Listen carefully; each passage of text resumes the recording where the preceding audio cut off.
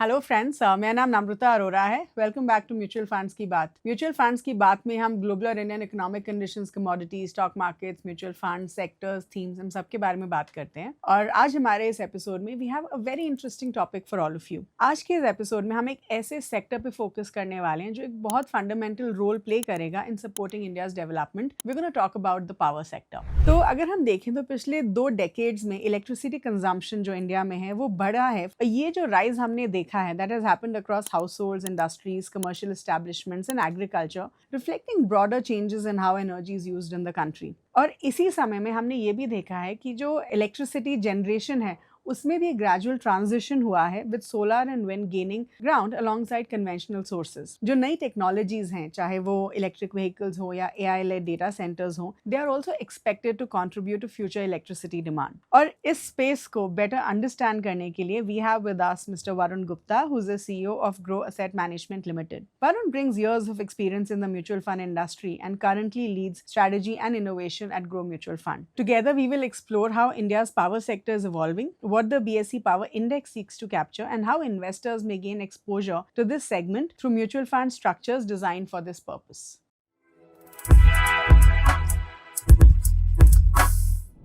Today we're going to talk about the power sector. और हमारे सारे सवालों का जवाब देने के लिए we have with us Mr. Varun Gupta, who is the CEO of Grow Mutual Fund. Varun, hi and welcome to Mutual Fund की बात. Thank you so much for joining us here today. Thank you, Ramita. Thank you for inviting. Thank you. So Varun, जो मेरा पहला सवाल है आपके लिए that is around the power sector, right? Before, इससे पहले कि हम इसके बारे में बात करें, क्या आप हमें एक ब्रॉडर लैंडस्केप समझा सकते हैं कि जो इंडिया का पावर सेक्टर है उसमें अभी हम क्या शिफ्ट्स देख रहे हैं? What are some of the fundamental shifts that we are seeing and ये कैसे काम करता है? Sure. देखिए, हम एकदम बेसिक से जानते हैं। Power sector is basically the electricity sector of India. और जैसे जैसे इंडिया का इकोनॉमिक ग्रोथ हुआ है, एंड हमने देखा India is one of the fastest growing economy in the world, तो जैसे जैसे इंडिया में इकोनॉमिक ग्रोथ हुआ है वैसे वैसे electricity consumption and electricity creation का भी काफी ग्रोथ हुआ है, राइट? तो अगर हम कुछ नंबर्स की बात करें, सो 2000 से लेके 2023 तक इंडिया का GDP has grown from about $500 billion to $3.6 trillion. Wow, okay. And इसमें अगर आप देखें तो electricity consumption has also grown 4 times. Okay. From around 300 terawatt hours to about 1400 terawatt hours. But at the same time, the electricity manufacturing in India has increased 4 times. Wow, okay. From 570 terawatt hours to 2000 terawatt hours. Okay. And the interesting thing to note about this is कि ये सारा जो growth आया है, a large part of it पहले has also come from renewable energy. तो 2000 में only 1% of this energy creation was from renewable energy, which is largely solar and wind. Yeah. But now it is close to 18%. Right? और हमारे पास up to 13% of installed capacity in solar and wind, right? So much so that कि India is the third largest country in the world in terms of energy which is created by renewable energy, right? Electricity which is created by renewable energy. Okay. So this in overall is a nutshell of how electricity consumption और power जो हम sector की बात कर रहे हैं, electricity consumption, electricity manufacturing has grown in India. Sure. अगर सिर्फ कंजम्पशन की बात करें तो देयर आर ब्रॉडली 4 सेक्टर्स जिसमें कंजम्पशन होता है। There is domestic, there is commercial, there is industry and there is agriculture. और उन चारों में हमने काफ़ी ग्रोथ देखा है, राइट? इंडिया में काफ़ी मॉडर्नाइजेशन भी हुआ है, इंडस्ट्रियलाइजेशन भी हुआ है। और जहाँ भी ऐसा होता है तो electricity is the the first thing जिससे काफ़ी सारी चीज़ें पावर होती है, राइट? तो कमर्शियल में ग्रोथ आया है, डोमेस्टिक में ग्रोथ आया है। So across everywhere we are seeing कि electricity consumption has increase. Okay. Because as India is growing, as new things are coming up, new technologies are coming up, which is largely AI and EV. Yep. Everywhere electricity is going to play a big role, and we see a very long-term potential for power as a sector in India. Wow, okay. So, I think आपने पहले सवाल के जवाब में बहुत सारे points को touch up किया Varun, and I think now we will deep dive into each of these points that you have mentioned. Sure. So Varun, आपने अपने जवाब में रिन्यूएबल्स के बारे में बोला, and I think it's a very important topic, specially आज के टाइम में जब हम देख रहे हैं कि रिन्यूएबल एनर्जी के ऊपर इतना ज़्यादा फोकस किया जा रहा है। तो can you elaborate a little bit more on renewables in terms of कि इंडिया के पावर कंजम्पशन में गोइंग फॉरवर्ड रिन्यूएबल्स का क्या रोल होने वाला है? देखिए, इंडिया में जैसे हमने देखा, इंडिया भी मोस्टली मैं उससे रिन्यूअल से पहले एक इंपॉर्टेंट पॉइंट बताना चाहता हूँ। इंडिया ऑलमोस्ट सेल्फ सफिशिएंट हो चुका है in power now. There was a time जब हमारे यहाँ पीक डेफिसिट देखा जाता है कि कितना पीक आपका डिमांड है उतना डेफिसिट कितना था, तो it used to be about 4% 2013 में, which is almost negligible now. So अभी 9 जून को ही there was a peak demand of about 241 gigawatts and India met it properly. Wow. So Okay. there is so India has done very well historically अगर आप देखें, and large part of it has also come from renewables. तो अगर 2000 to 2024 तक की अगर हम journey देखें, Okay. तो virtually from nothing India now has 100 gigawatts of solar capacity installed. So Okay. from wind अगर आप बात करें तो wind has increased by 13, wind energy का आप generation की बात करें तो it has increased by 13 folds to almost 50 gigawatts now. Okay.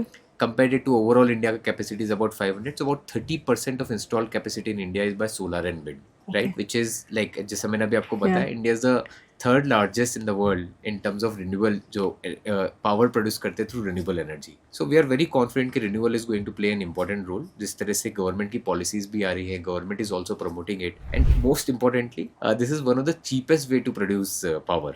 Yes. Right. So we have some numbers. Rupees per kilowatt hour is what we look at. So nuclear is one of the costliest. Yep. Coal is Thermal. followed, Yeah. Thermal follows very closely. Wind is lesser and solar is less than half of the highest, right? So that's why it also becomes important for a country कि आप renewable energy की तरफ ज़्यादा focus करें. Okay. Okay. Wonderful. So, Varun, I've realized कि जब भी हम power sector की बात करते हैं, people interchangeably think कि power और energy sector same है. Sure. Right? Yeah. And जब हम energy की बात करते हैं, we would look at gas, we would look at oil, and power is more electricity driven, as you rightly said. तो आप इन दोनों sectors के बीच का difference बताइए वरुण, so that हमारे viewers को समझ में आए कि power और energy actual में अलग हैं. Right. So देखिए completely different sectors हैं. हम लोग actually जिस terminology हमारी financial services में use होती है, उसको example लेके बोलते हैं. So power जो index है, इसमें सिर्फ electricity की companies हैं. Okay. ब्रॉडली आप देखेंगे तो जनरेशन और ट्रांसमिशन और डिस्ट्रीब्यूशन. सो पावर जनरेट करती हैं या पावर ट्रांसमिट करती हैं, which is from one city to another. Power transmission होता है, पावर डिस्ट्रीब्यूशन होता है within the city, and then there are some companies which are also into the equipment and infrastructure, okay, which powers this entire thing. And then there are some companies which are integrated companies, there is multiple of this things, right.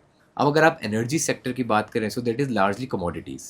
सो आप BSE energy index की अगर बात करें तो about 69-70% is crude oil, 11% is mining, right. So वो completely different sector हो जाता है.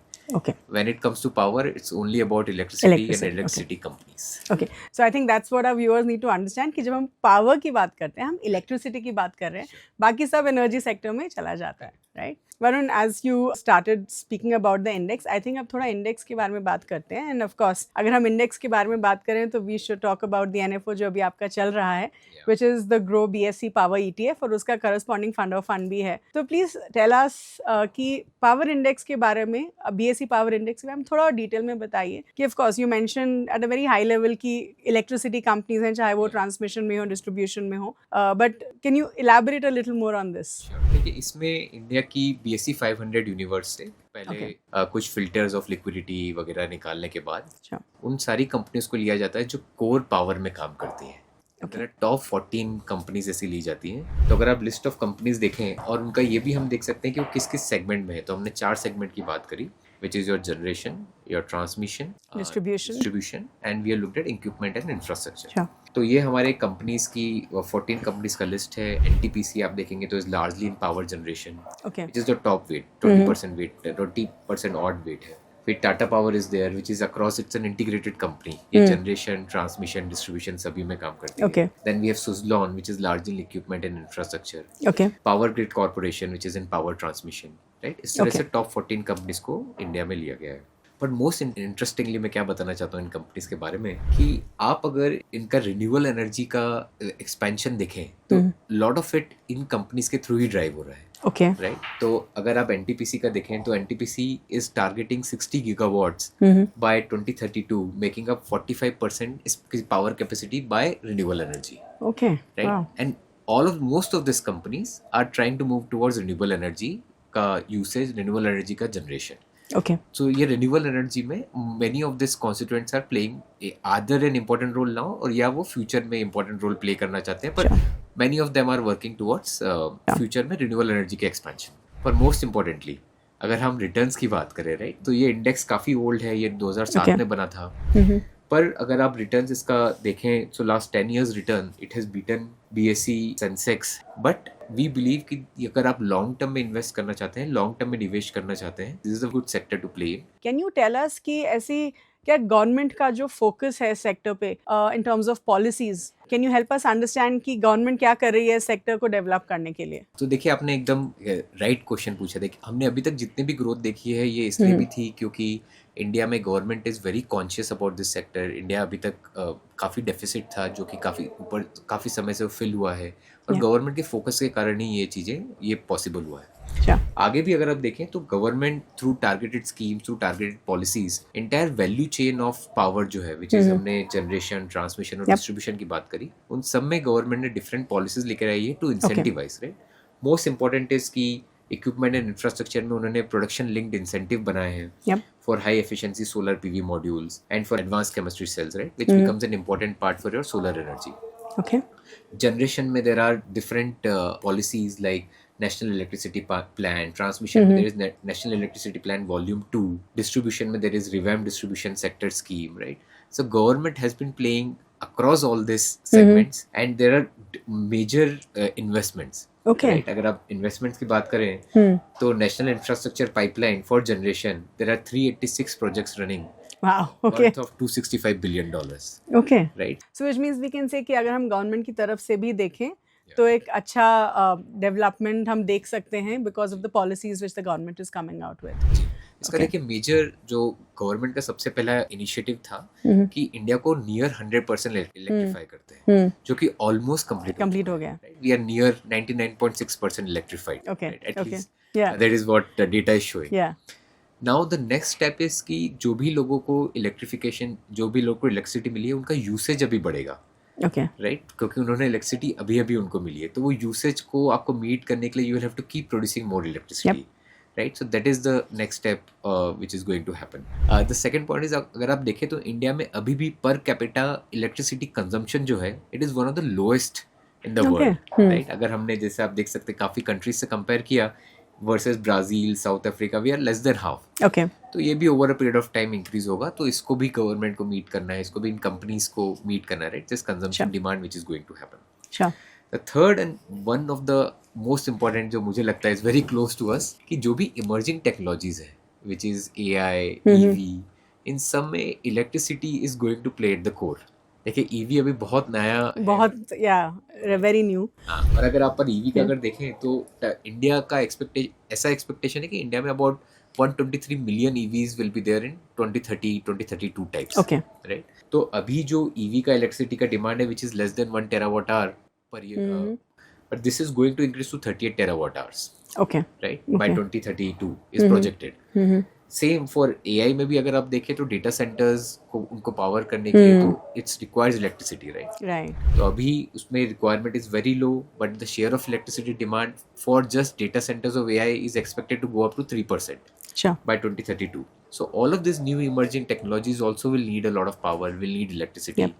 That will only happen if government, continues to push this, if this companies continues to create electricity, go more renewable, so that cost of electricity will keep coming down. So well, let me ask you this question, क्योंकि I think पिछले जो भी हमने conversation किया, आपने value chain के बारे में काफ़ी discuss किया, and it has a huge value chain, right? चाहे हम from transmission, distribution to equipments, to generation, there's so many elements involved.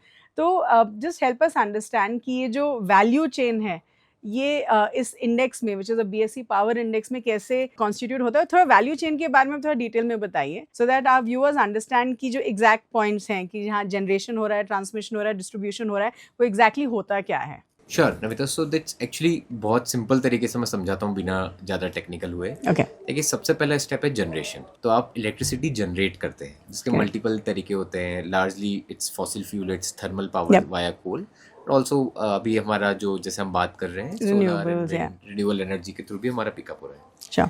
There are some companies जो कोर फोकस करती हैं जनरेशन में। अगर हम उन कंपनीज का लिस्ट देखें तो NTPC है, फिर आप देखेंगे तो अदानी ग्रीन एनर्जी है, ओके, राइट। पर अगर आप देखें, there are some companies, Adani power is also focusing on generation, okay, then there is Tata Power with just generation and other things also. Okay, Then there are other things, which is the second point which comes is power transmission, okay, right? Transmission and distribution साथ साथ चलता है, पर जैसे आपने एक जगह produce हुआ उसको आप कहीं पे ट्रांसमिट करेंगे, कहीं किसी और सिटी में जरूरत है तो वो ट्रांसमिशन एंड उसके साथ पावर लॉस भी होता है। वो थोड़ा एक नेगेटिव पॉइंट है कि इंडिया में लार्जेस्ट पावर लॉस होता है in the world, one of the largest, but तो ट्रांसमिट आप करते हैं।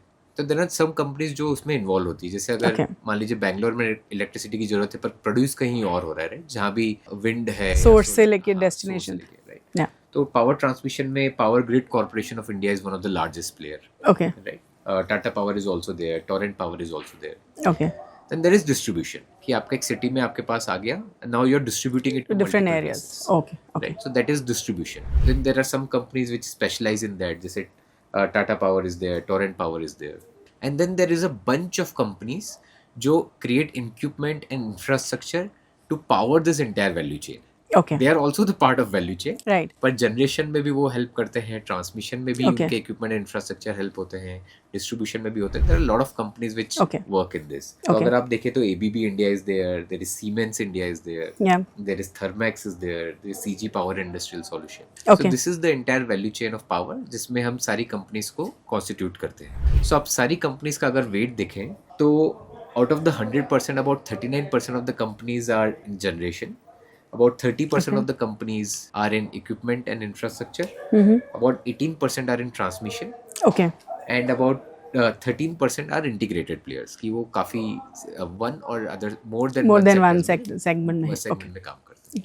And distribution में I'm guessing कि वो चाहे वो residential हो, चाहे वो commercial हो, industrial हो, सब में the distribution happens. सो हम देख रहे हैं कि इस इंडेक्स में इस सेक्टर में बहुत कुछ चेंज हो रहा है। So please help us understand the financial performance of this index, right. तो जब हम फाइनेंशियल परफॉर्मेंस की बात करते हैं, help us understand terms of revenue, profitability, कि ये जो इंडेक्स है इसमें ये सब कैसे इनकॉर्पोरेट किया जाता है in terms of financial performance. Very importantly see हमने भी देखा कि रेवेन्यू, अब जैसे आपने ग्रोथ देख रहे हैं आप इस सेक्टर में, वो सारा आपके फाइनेंशियल्स में दिख रहा है इन कंपनीज के, राइट। तो हमने इंडेक्स के 14 कॉन्स्टिट्यूएंट्स का रेवेन्यू और प्रॉफिट देखा for the last 5 years. From 2020 to 2024, revenue has almost doubled from about 2 lakh crore to close to 4 lakh crores. Okay. Right. Net profit की आप बात करें, which is more than tripled from close to 20,000 crore to 67,000 crores now. Okay. So हमने इतने सारी चीजें discuss करी हैं Varun about this particular sector and the index, which I do think कि अगर हम इंडेक्स की बात करें, आपने बोला इसमें 14 कंपनीज हैं which constitute the complete value chain. तो अगर हम in terms of long term की बात करें तो लॉन्ग टर्म में ये इस इंडेक्स में हमें क्यों इन्वेस्ट करना चाहिए एज एन इन्वेस्टर? देखिए मैं आपको कुछ की पॉइंट्स बताता हूँ इसलिए हमें लगता है कि ये सेक्टर इंपॉर्टेंट है और इसमें क्या इसलिए हमने सिलेक्ट किया है हमारे इन्वेस्टर्स के लिए। ओके। सबसे पहला पॉइंट, ये हमें लगता है कि एक स्ट्रक्चरल ग्रोथ स्टोरी है। देखिए आपका इंडस्ट्रियल एक्टिविटी बढ़ती जा रही है, आपकी अर्बनाइजेशन बढ़ता जा रहा है, आपका कंजम्पशन ऑफ इलेक्ट्रिसिटी बढ़ता जा रहा है, राइट। अब कंजम्पशन ऑफ इलेक्ट्रिसिटी बढ़ता जाएगा तो देयर विल बी कंपनीज जो जनरेट करेंगी, right, to meet that consumption, right. और वो is a structural growth story and वो पूरा इंफ्रा सेटअप है इंडिया में, राइट। आप जनरेट करते हैं, आप ट्रांसमिट करते हैं, आप डिस्ट्रीब्यूशन करते हैं, देयर आर कंपनीज जो इन सब के लिए इक्विपमेंट्स एंड इंफ्रा भी प्रोवाइड करते हैं, राइट। और रिन्यूएबल्स पे भी आपका फोकस बढ़ता जा रहा है, तो हमें लगता है काफ़ी स्ट्रक्चरल ग्रोथ स्टोरी है from A context of Indian perspective. Okay. Second आप देखें तो जैसे हमने बात किया गवर्नमेंट का, सो वो पॉलिसी लेड मोमेंटम भी है अक्रॉस ये चारों सेगमेंट जो हमने बात किया उन सब में गवर्नमेंट ने पर पॉलिसीज बनाई हैं, सब में गवर्नमेंट का इंसेंटिवाइजेशन भी है, प्रोडक्शन लिंक्ड इंसेंटिव भी है, specially in equipment and infrastructure companies. तो गवर्नमेंट का भी काफ़ी पुश है सेक्टर की ग्रोथ में। थर्ड अगर हम देखें तो renewal as a theme globally बढ़ रहा है और इंडिया में तो वन ऑफ द फास्टेस्ट हमने देखा। बहुत गर्व महसूस होता है बोलते हैं कि हम वर्ल्ड के थर्ड लार्जेस्ट है in terms of renewable energy का प्रोडक्शन में। फोर्थ हमने देखा कि नॉट जस्ट कि डिमांड बढ़ रहा है, कंजम्पशन बढ़ रहा है और इंडिया में इलेक्ट्रिफिकेशन हो रहा है, कि इमर्जिंग टेक्नोलॉजी जो है जो पूरा ट्रेजेक्ट्री चेंज करती है, उनका भी dependency which is largely EV and AI. और ईवी जिस तरह से ग्रोथ हो रहा है उसका इलेक्ट्रिसिटी पे डिपेंडेंसी बहुत हाई है, एआई का इन डेटा सेंटर्स इलेक्ट्रिसिटी पे डिपेंडेंसी हाई होगा, तो इमर्जिंग टेक्नोलॉजी का भी इलेक्ट्रिसिटी पे डिपेंडेंसी हाई है। And last not the least actually very importantly, ये जो कॉन्स्टिट्यूएंट्स है companies constituents of this index 14 companies, इनके फंडामेंटल्स, इनके जो फाइनेंशियल्स इंप्रूव हो रहे हैं, जैसा हमने डिस्कस किया, रेवेन्यू लास्ट 5 years में has become 2x, profit has become more than 3x, इसलिए हम अपने इन्वेस्टर्स के लिए फंड लेकर आए हैं। बट अगेन आप अपना खुद कन्विक्शन बनाइए या अपने Yeah. एडवाइजर से कंसल्ट करिए. So, Varun, now let's talk about your NFO. So, जो आपकी दो नई स्कीम्स आई हैं, ग्रो का BSE power ETF and the grow BSE power fund of fund, आप इसके बारे में थोड़ा बताइए कि ये एग्जैक्टली इन्वेस्टर्स को क्या ऑफर करता है. देखिए बहुत सिंपल फंड है, ये कम्प्लीटली इंडेक्स को ट्रैक करते हैं. BSE पावर इंडेक्स है, उस पर हमने ETF लॉन्च किया है. Yeah. जो उन्हीं 14 स्टॉक्स में उनके जो फ्री फ्लोट मार्केट कैप का जो उनका वेट है इंडेक्स में, उसी वेट्स में इन्वेस्ट करता है. Yeah. And FOF is just ETF on top of ETF, कि अगर आप म्यूचुअल फंड की तरह निवेश करना चाहते हैं, SIP करना चाहते हैं, तो आप FOF में इन्वेस्ट कर सकते हैं. अगर आप स्टॉक इन्वेस्टर हैं, आप डीमैट अकाउंट में अपना ETF खरीद के रखना चाहते हैं, तो आप BSE पावर ETF में निवेश कर सकते हैं. पर ये सारी कंपनीज में अगर आप पावर एज अ सेक्टर में इन्वेस्ट करना चाहते हैं, पावर की ग्रोथ स्टोरी में पार्टिसिपेट करना चाहते हैं, तो ETF एंड FOF दोनों आपको इक्वल अपॉर्चुनिटीज प्रोवाइड करता है. And of course, they are for the long term, as you rightly said. So I want to say this again, ये क्योंकि सेक्टोरल थीमेटिक फंड्स है, सेक्टोरल फंड है, इसमें काफ़ी वॉलेटिलिटी हो सकती है. पर आप अगर लॉन्ग टर्म में आप कन्विंस्ड हैं कि इंडिया में पावर सेक्टर का ग्रोथ आएगा, तो इस फंड में निवेश करिए और लंबे समय के लिए करिए. 7 years इज द होराइजन में आपको. I do hope our investors have learned a lot from this particular conversation, and all the best for your NFO. Thank you. so much. Wow, that was such an interesting conversation with Mr. Varun. I'm sure आप सबको बहुत कुछ सीखने के लिए मिला होगा. तो जल्दी से जो भी हमने पॉइंट्स डिस्कस किए, मैं आपके लिए समराइज कर देती हूँ. तो सबसे पहले हमने मिस्टर वरुण से ये पूछा कि इंडिया में जो पावर सेक्टर है वो इवॉल्व कैसे हुआ है over the years. So mister Varun says कि अगर हम देखें तो पिछले इतने सालों में जो इंडियन इकोनॉमी की ग्रोथ हुई है, उसके साथ साथ इलेक्ट्रिसिटी की डिमांड में भी बहुत ज़्यादा ग्रोथ हुई है. From 300 terawatt hours in 2000 to about 1400 terawatt hours in 2023. और ये जो डिमांड आई है ये हर जगह से आई है, चाहे वो घर हो, ऑफिसेज हो, फार्म्स हो, इंडस्ट्रीज़ हो. बट ही ऑल्सो सेज कि जो अच्छी बात है वो ये है कि हमारी जो एनर्जी जनरेशन है, जो पावर जनरेशन है, उसमें भी बढ़ोतरी हुई है, उसमें भी राइज हुआ है. From 570 terawatt hours in 2000 to more than 2000 terawatt hours in 2024. बल्कि मिस्टर वरुण ने ये भी बोला कि इंडिया में जहाँ हम पहले क्रोनिक पावर शॉर्टेजेस देखते थे, वहाँ we are now becoming self sufficient. He said कि जो पीक पावर डेफिसिट होता था एट अबाउट 4.2% इन 2014, वो अब 2025 में हो गया 0.1%. He also pointed out on 9th of June 2025 we met a record demand of 241 gigawatts without any shortfall. फिर हमने मिस्टर वरुण के साथ थोड़ा फ्यूल मिक्स के बारे में बात किया. And Mr. Varun says, he spoke about the importance of renewables. So Mr. Varun says कि जब हम 2000 की बात करें तो renewables was very less, just about 1% in terms of installed capacity, जो अभी है close to 30%. तो अगर हम देखें तो solar capacity has gone from almost nothing to about 100 gigawatts. और जब अगर हम विंड कैपेसिटी की बात करें, that has grown 13 times to close to 50 gigawatts. He says that India is the third largest generator of electricity from solar and wind in the world.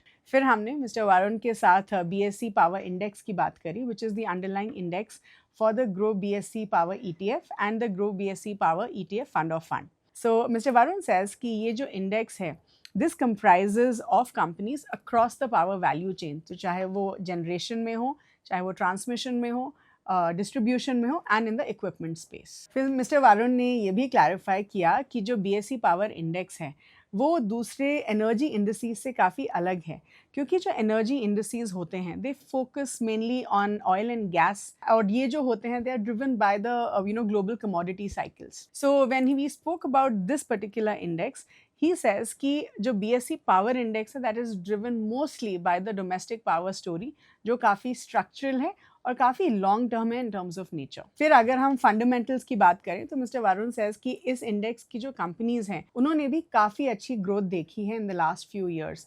तो अगर हम सिर्फ पिछले 5 साल की ही बात करें, the combined revenues of the index constituents have nearly doubled and the net profits have more than tripled. और ये जो ग्रोथ है this has also reflected in the index, क्योंकि जो BSE पावर इंडेक्स है that has out performed the broader industries in the medium and the long term. Looking at the future, Mr. Varun ने 3 बड़े drivers के बारे में बात करी which will look at promoting growth in this particular sector. तो सबसे पहले उन्होंने यूनिवर्सल इलेक्ट्रिफिकेशन के बारे में बोला. वही सेड कि जहाँ India has achieve nearly 100% electrification in the house hold segment, अब जो है एक्सेस की बजाय एक्चुअल यूजेज पे फोकस किया जाएगा. So दूसरा जो बड़ा ड्राइवर वरुण ने बोला, that was the low per capita consumption. He said कि आज भी अगर हम देखें तो पर कैपिटा इलेक्ट्रिसिटी कंजम्पशन हमारे देश में काफ़ी कम है compare to the other countries, और जैसे जैसे इनकम बढ़ेगी ये भी बढ़ेगा. जो वरुण ने तीसरा बड़ा ड्राइवर के बारे में बात किया, that was emerging technologies. He says with electric vehicles and rise in artificial intelligence, electricity की डिमांड भी काफ़ी बढ़ने वाली है. तो ही सेज कि फॉर एग्जांपल ईवी का जो इलेक्ट्रिसिटी डिमांड है is expected to grow from 1 terawatt hour today to about 38 terawatt hours by 2032. He also says कि जैसे जैसे डेटा सेंटर्स बढ़ेंगे which are powered by AI, that could take up to 3% of the total electricity demand by 2030. Finally, we spoke about the schemes themselves.